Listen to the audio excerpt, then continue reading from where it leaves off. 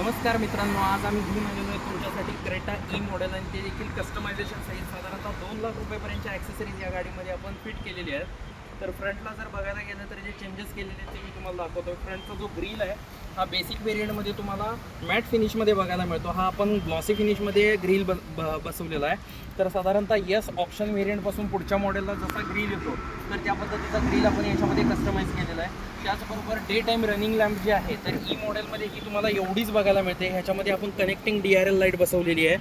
त्याचबरोबर जर आपण फ्रंट लुकमध्ये अदर चेंजेस जर बघायला गेलो तर समोरची जी स्किड प्लेट आहे तर ह्याच्यामध्ये ही रेड कलरची एक स्ट्रीप याच्यामध्ये ॲड केलेली आहे. तर याच्यामुळे गाडीचा लुक जो आहे तो एकदम तुम्हाला स्पोर्टी बघायला मिळणार आहे. त्याचबरोबर आता मी गाडी अनलॉक केल्यानंतर जर बघायला गेलो आपण तर याच्यामध्ये साईडचे जे मिरर आहेत तर मिरर इलेक्ट्रॉनिक फोल्डेबल ॲडजस्टेबल असणार आहेत. तर हे अनलॉक केल्यानंतर ह्याच्या इंडिकेटरच्या ज्या स्ट्रीप आहेत त्या बघू शकता तुम्ही कशा पद्धतीने ह्या ब्लिंक होताना दिसतात आहे. त्याचबरोबर ह्याच्यामध्ये साईडला जर बघितलं आपण तर ॲडव्हेंचर एडिशनचा एम्ब्लम याच्यामध्ये फिट केलेला आहे. ज्या ठिकाणी साईड इंडिकेटर येतो ई मॉडेलचा त्या ठिकाणीच हा फिट केलेला आहे.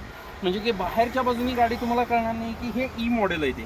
त्याचबरोबर जर आपण अलॉय जर बघितले गाडीचे तर साधारणतः R17 डायमंड कट अलॉय जे की टॉप व्हेरियंटमध्ये तुम्हाला बघायला मिळतील तर तेच अलॉय या गाडीमध्ये बसवलेली आहेत. त्याचबरोबर एक्सटेरियरला आपण बाहेरची बाजू जर बघितली तर ह्याच्यामध्ये साईडला सुद्धा रेड कलरची स्ट्रीप ॲड करण्यात आलेली आहे.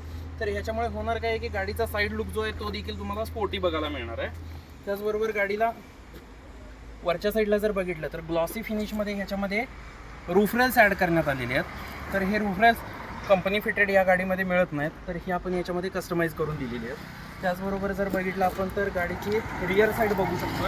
रिअरला जर बघितलं आपण तर बेसिक व्हेरियंटच्या कंपॅरिझनमध्ये ह्या कारमध्ये तुम्हाला SXचा एम्ब्लम आपण ॲडिशनल कस्टमाइज केलेला आहे. त्यामुळे गाडी पाठीमागच्या साईडने जरी बघितली आपण तरी देखील कोणत्याही परिस्थितीत आपल्याला समजणार नाही की हे बेसिक व्हेरियंट आहे की टॉप व्हेरियंट आहे. ते आतमधली बाजू एक वेळ आपण बघून घेऊया. या ड्रायव्हर आर्मरेस्ट जर आपण बघायला गेलो तर पहिला बटन आपण कस्टमाइज केलेला आहे 1 नंबरचा. हा आहे मिरर इलेक्ट्रॉनिक ॲडजस्टमेंटसाठी.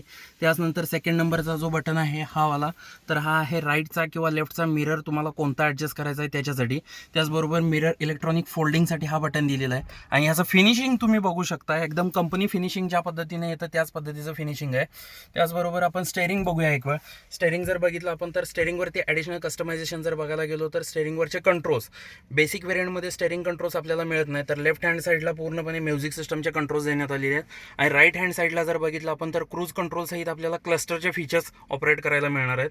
त्याचबरोबर स्टेअरिंग हा डी कटमध्ये येतोय आणि ह्याचा स्टेअरिंग रॅप लेदर कवर आपण ॲडिशनल कस्टमायझेशन करून घेतलेला आहे. बेसिक व्हेरियंटमध्ये तो तुम्हाला मिळत नाही.